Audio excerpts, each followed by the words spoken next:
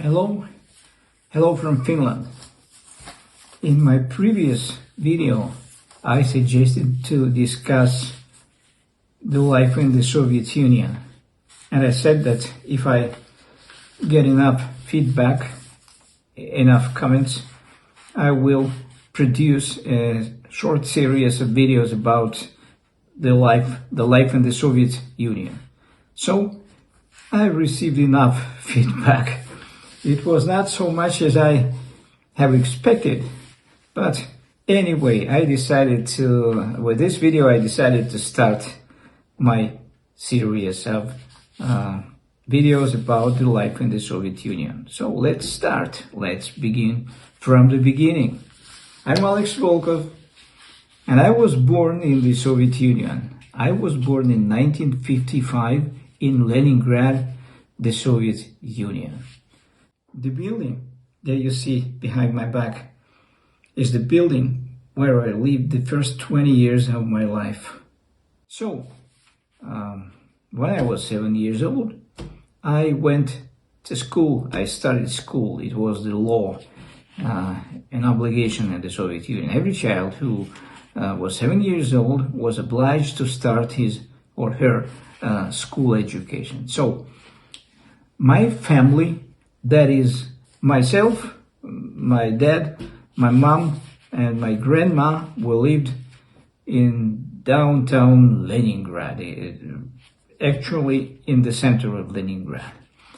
And we lived in so-called communal apartment, or kommunalka in Russian. That means that it is an apartment that is shared by several families.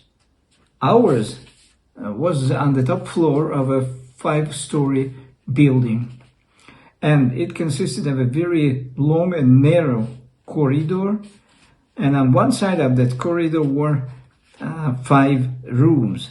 Each room was occupied by a family, and ours consisted, as I mentioned, of myself, my parents, and my grandma. And so were all other families. Actually, there were 4 persons in every of the 5 rooms. And our room was 22 square meters. That is 236 square feet for 4 people. We had only one toilet. I'm not saying washroom or bathroom because it was a very small room, or not, yes, a small room with just a flush bowl in it, nothing else. We had no warm water, only cold water.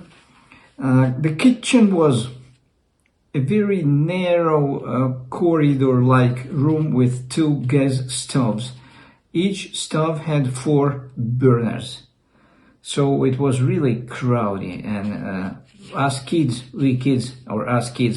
there were 4 of us, 4 kids. One family consisted of only adults.